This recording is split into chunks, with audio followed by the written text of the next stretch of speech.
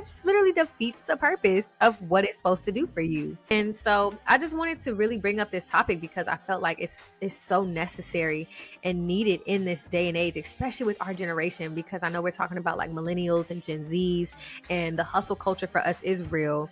The pressures of society is real. We are the first generations with the internet and so it is real, and so trying to have to adapt to that is really hard, because like it seems like we're the guinea pigs for real. And it's like, okay, our parents, they're kind of going through it right now, but they're like, oh, you don't need all that. And sometimes they'll say like, oh, those pressures aren't really real, but then there are some people who validate them and they're like, no, like I didn't have to go through that, what y'all are going through.